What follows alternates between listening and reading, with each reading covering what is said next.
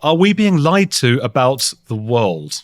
In the 16th century, when we started getting evidence that we weren't in the center of the universe, people struggled to accept that because it didn't fit with the picture of reality they got used to. And these days we tend to mock our ancestors. Those stupid religious people. Why didn't they just follow the evidence? But I think every generation absorbs a worldview they can't see beyond.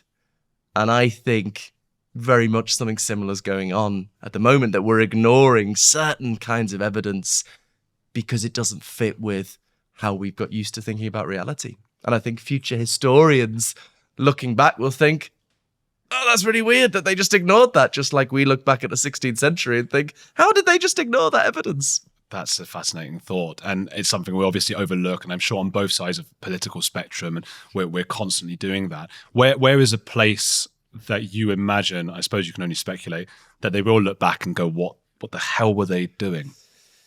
Well, there's two big things I focus on. Consciousness has been, the main focus of my research. We could talk about that. I think our whole way of thinking about things is in conflict with the reality of consciousness in ways we could talk about. But the other, in a way more straightforward thing, is what's called the fine-tuning of physics for life, this surprising discovery of recent decades that for life to be possible, certain numbers in physics had to be like Goldilocks porridge, just right. And against seemingly incredible odds, we ended up, as it were, winning the cosmic lottery, getting the right numbers for life. I think just in our standard ways of thinking about evidence, that looks like strong evidence for some sort of goal-directedness towards life in the very early stage of the universe, what philosophers traditionally call teleology, from the Greek telos, for purpose or directedness. Now, that's really weird.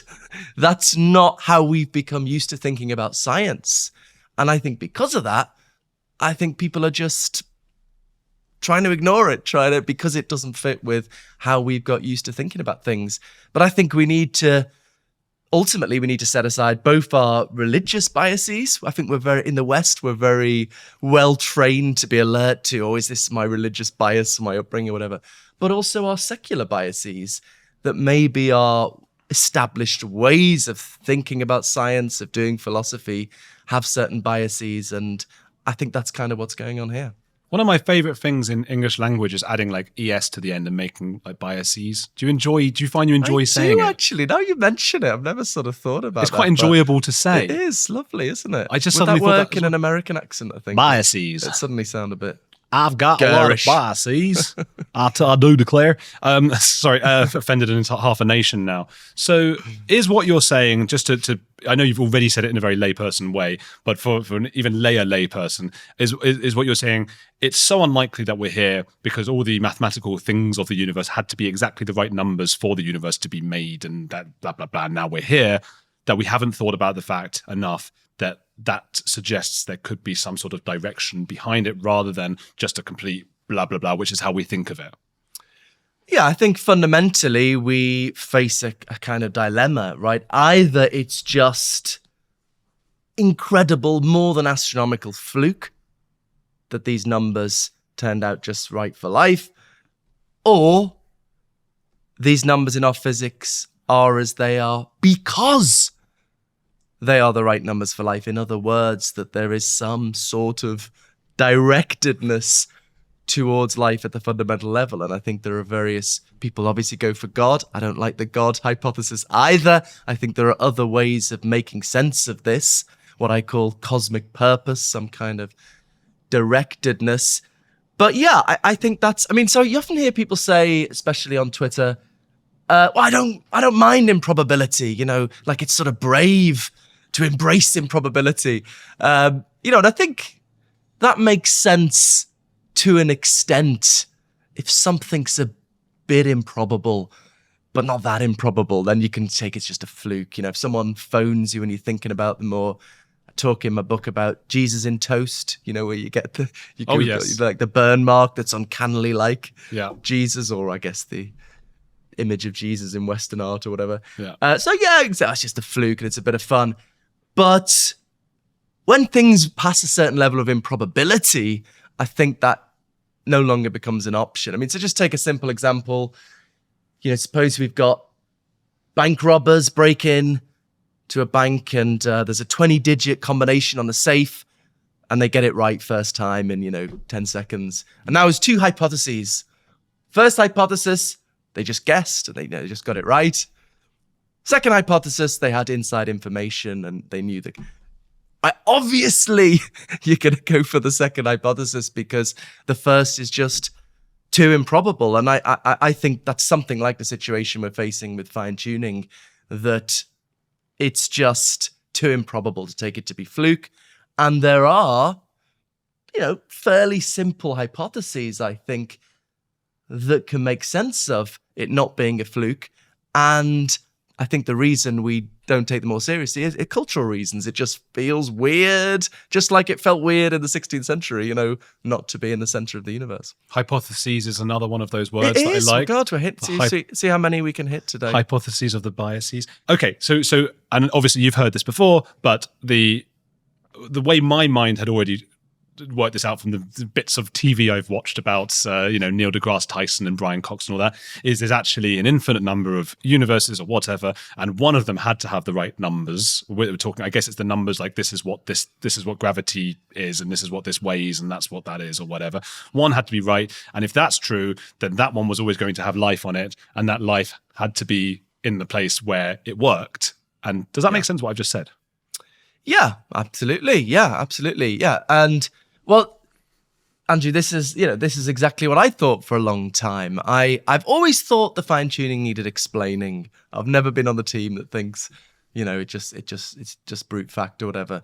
But I thought for a long time the multiverse hypothesis looked to be the more plausible option. I mean, I don't like I wrestled with this for a long time. I don't like standing up in front of my peers defending cosmic purpose.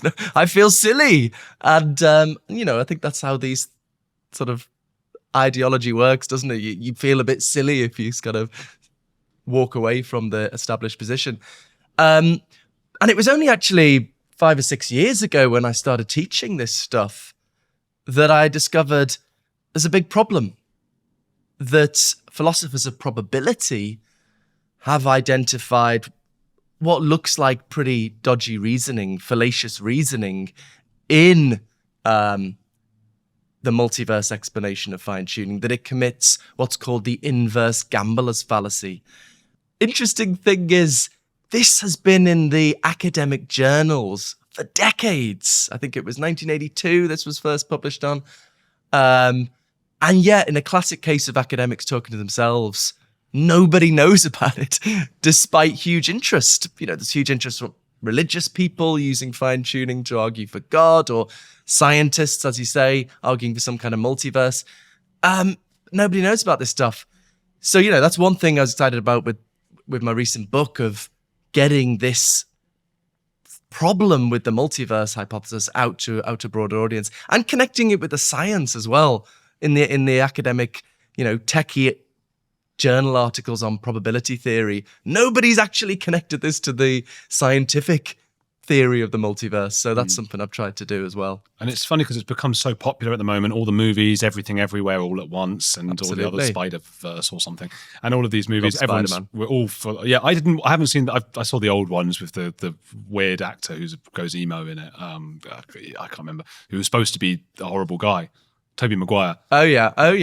I've been for a few generations of Spider-Man. Tobey Maguire was my one, and I found out he was maybe not a very nice man. And oh really? Because he's player X in Molly Bloom's poker story. Molly Bloom, who I've interviewed before, made a whole poker thing with all the celebrities, and Tobey Maguire is apparently someone called Player X, who was just horrific to everyone all the time, and they think it's him. But that's a sidetrack. But if there's no multiverse, there's not another version of him all over the place. There's not another Spider-Man. It's become very popular, of course, the multiverse. So what is this? What did you call it? The gambler's fallacy? The inverse gambler's fallacy. So it's connected to, people might be familiar with the more regular gambler's fallacy. This is when you've been playing in the casino all night and you've had terrible luck. And you think, well, I'll play one more time, as I'm due some luck this time. I can't. I can't be play bad all night, so I'm probably going to roll well this time. Now everyone agrees that's a fallacy because the odds in any individual, say you're trying to roll 6, the odds of getting a 6 are the same in every individual roll, namely 1 in 36. Doesn't matter if it's your first roll or you've been playing all night or whatever. So that's the regular gambler's fallacy. The inverse gambler's fallacy sort of turns that around. Okay, so it's a big debate here, but there's a vivid analogy to try and set it up. So suppose, Andrew, you and I go to a casino tonight in London, and we walk in, and the first thing we see is some guy in the first room just having an incredible run of luck. He's just rolling well and winning thousands of pounds. It's unbelievable. And I turn to you and I say, wow, there must be lots of people in the casino tonight. And you say, what are you talking about? We just seen this one guy. What's that got to do with people elsewhere in the casino? And I say, well, if there are tens of thousands of people in the casino, it's not so surprising that somebody in the casino is going to roll well. And that's what we've just observed, somebody rolling well. Now, everyone agrees that's also a fallacy. That's the inverse gambler's fallacy, because our observational evidence pertains to this one individual. And no matter how many people there are or aren't in other rooms in the casino, it has no bearing on how likely it is that this one individual, the only one we've observed, is going to play well. But that looks like strikingly similar reasoning to somebody trying to explain fine-tuning in terms of a multiverse, right? We observe our universe, we think, oh my God, against incredible odds, it's got the right numbers for life. There must be loads of other universes with terrible numbers. But again, our observational evidence is just this one universe we've observed. Just like in my example, it was just the one individual. And no matter how many other universes there are out there, it makes it no more likely that this universe, the only one we've observed, is going to be fine-tuned for life. So there's a big debate here. I'm sure you might have some objections or concerns, but that's the starting point of what, after over a couple of years, really dragged me kicking and screaming into taking seriously cosmic purpose and writing a book on it. Objection number 1. And only because I don't know about, I'm coming at you as a layperson who doesn't know about probability and things like that. If one person has earned that much money gambling or on a lottery, someone's just won the lottery, it surely does make it extremely unlikely that that person was the only person to have bought a lottery ticket, because that's mad that a 1 out of 1 shot at it won the lottery. So doesn't it make it more likely that there were hundreds of thousands of people who tried to win the lottery, or no? It depends how you know about the evidence, really. So, right, so say you see on TV someone's won the lottery.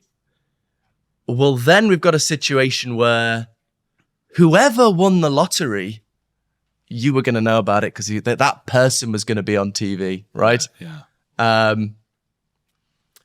Whereas, suppose you're someone in isolation and you have no contact with other people, and it's just you, and you play the lottery every week, and this week your numbers come up. In that scenario, you've got you can't infer, oh, there must have been lots of people playing. So the classic article on this from the year 2000 by Roger White distinguishes the selection effect from a converse selection effect. So the selection effect in fine-tuning is, if we observe anything, we're going to observe a fine-tuned universe, right? Because if the universe wasn't fine-tuned, there wouldn't be life, we wouldn't be here, right? So that's the selection effect. The converse selection effect runs it the other way around, that if there's a fine-tuned universe, then we're going to observe it. Now, there isn't a converse selection effect, right? It's just because there was a fine-tuned universe, it could have been the next universe that was fine-tuned, and maybe we're not in it, but some aliens are or something. Whereas in the lottery example we just discussed, there's not just a selection effect, but there's a converse selection effect because of the television and the journalists finding the winner and sticking them on telly. Whoever wins the lottery, we're gonna find out about it, right? But that's not the reality in the fine-tuning case, right? Although it's true that if we observe anything, we're going to observe a fine-tuned universe, it's not true that if there's a fine-tuned universe, we're going to observe it. So that's the important difference to that lottery analogy. Is the only evidence then for the multiverse, is it just like, oh, well, this is so unlikely that all of these numbers have gotten just right to form a universe, so there must be many more? No. So this is important point to make, actually. And again, I think one of the things I'm happy about in this book is connecting up these discussions of the inverse gambler's fallacy objection to the multiverse with actually the scientific discussion of the multiverse. So there is, some physicists think, at least some kind of tentative evidence for some kind of multiverse. The form of the multiverse that's most often discussed is what's called eternal inflation. And roughly the idea is that there's some kind of huge mega universe that's always exponentially expanding. It's just getting bigger and bigger really quick. And then within that, certain regions slow down. They're still expanding, but they slow down in their expansion and become sort of universes in their own right, sometimes called bubble universes. So if you imagine, there's this huge mega universe with these bubbles in it. Now we could go through some of the evidence or not for that, but it doesn't have anything necessarily to do with fine-tuning, right? The tentative evidence for taking this idea seriously. But the problem is, though, in principle, there are two ways of running such a multiverse hypothesis, right? It could be that all of these universes have exactly the same physics, right? All the numbers are exactly the same, and so they're all fine-tuned. I call this homogeneous eternal inflation, right? They've all got the same physics. Now, obviously, that wouldn't deal with fine-tuning because they're all fine-tuned. Yeah, we've got maybe more of a problem. What are just a couple of examples of just very basic? Yeah, so fine-tuned things. The example that's perhaps most baffled physicists revolves around dark energy. So this is the force that propels the accelerating expansion of our universe. We learned in 1998 that our universe is not only expanding, but it's accelerating in its expansion. Now, once you do the calculations, it becomes clear that if that force had been a little bit stronger, everything would have shot apart so quickly that no two particles would have ever met. So we wouldn't have had stars, planets, any kind of structural complexity. Whereas if that force had been significantly weaker, it wouldn't have counteracted gravity. And so the whole universe would have collapsed back on itself within a split second of the Big Bang. Okay. So for life, any kind of structural complexity to be possible, it had to be in a fairly narrow range. So that's one example. So the multiverse hypothesis, you need to deal with this. You're gonna want different universes having different numbers in their physics. So some of them, the force pushing things apart is stronger, and some it's weaker. And then statistically, you get some that are just right for life. So I call that heterogeneous eternal inflation, or heterogeneous multiverse, where you've got different physics in the different universes. I don't know how you pronounce that word. Is it heterogeneous? Heterogeneous? You've got two conflicting versions of the multiverse. Homogeneous multiverse, where the physics is the same in all the universes. Heterogeneous, where you've got different physics in different universes. Now, all the physicists wanting to explain fine-tuning go for the latter, right? They say, look, there's different numbers. In some universes, gravity's stronger, in some it's weaker. In some, electrons are heavier, some are lighter. And so by chance, in some universes, you get the right numbers for life. Crucially, though, there is no empirical evidence that that is the case, that there might be empirical evidence for some kind of multiverse, but there isn't empirical evidence for different physics in different universes. Now, there may be some theoretical reasons to take that possibility seriously. People bring in string theory, for example. But what I've tried to argue is the only way to avoid this inverse gambler's fallacy is to go for the homogeneous version of the multiverse, where there's the same physics in all the universes.